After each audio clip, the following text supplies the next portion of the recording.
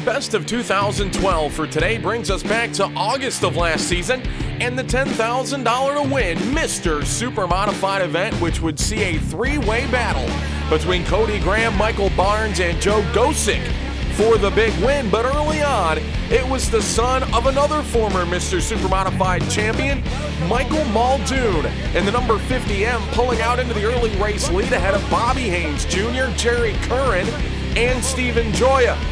The field would check into line early on with Muldoon leading out in front as the field streams on by. There you see Pat Lavery and Brian Sobis doing battle early on. Muldoon looked as though he may have a chance to run away with this one, but on lap number 15, Curran, who was riding back there in position number 3, lost the handle. On the number 24, that would bring out the caution flag and bunch up the field, giving Kody Graham the opportunity he needed to start to make his push through the field as he looks to the inside of Haynes in the corner number 1 to move into the runner-up spot. He would next set his sights on Muldoon, and you can see he quickly closes in on the back bumper of the number 50M just a lap later.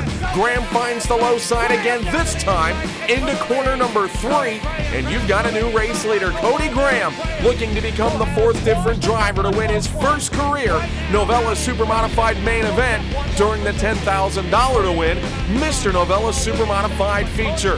Well, Michael Barnes and Joe Gosek were starting to make their way through the field. Barnes works under Dave Gruhl, Gosek now under Gruhl. Going into corner number 1, they would dice through the field between about laps 20 and 25 to get themselves into position for a battle for the lead, as now Barnes works to the inside of Haynes out of corner number 4.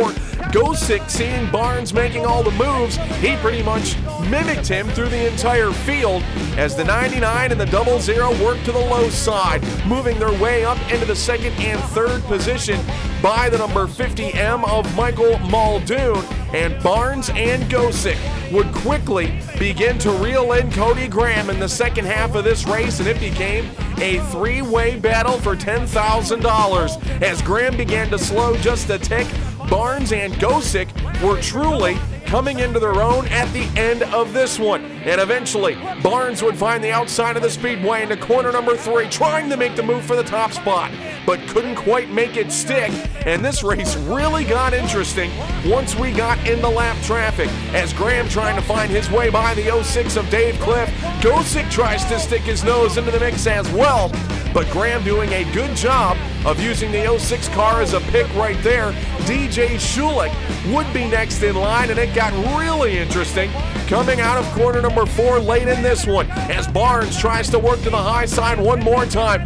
Graham pushes out to the outside. They make a little bit of contact, and Graham somehow hangs on to the lead going into corner number 1.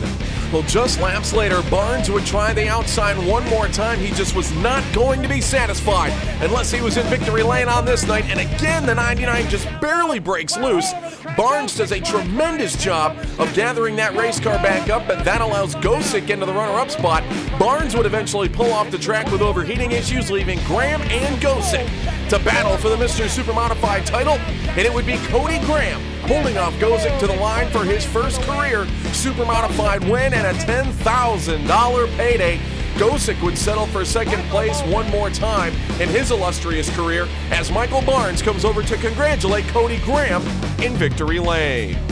We went back where we were when the car was good, and it was really tight the whole time until about lap 50 it started getting sideways, and I thought, wow, a normal feature, I would have had it, but I had to dig down deep, and I had to find something the last 25.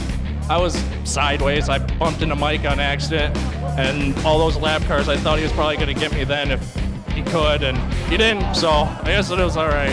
I'm pretty tired, and those cautions helped me out a little bit, but it was a car. These guys, you know, they do everything. And if it wasn't for them, we wouldn't be racing, and they had it awesome. All I had to do was drive it, and they made me look easy, so it's all up to them. You know, Kody and I raced pretty hard out there, and I mean, we weren't all that good. The car was real loose, and I got up alongside Kody, and he took me up high, which he's got to do that. And I got all crossed up, and Gosek got by me for 2nd. And the motor had been running hot the whole race. Thing was up over 220. I was trying to cool down, as much as I could, and at that point I got back on the throttle, and you know, it kind of was bogging down and grunting and groaning a little bit, and the motor, the temperature was just pegged over 240. So at that point we're in the shop for $10,000 to fix it if I blew it up. So I figured I'd just pull it in, and you know, we'll fight another day.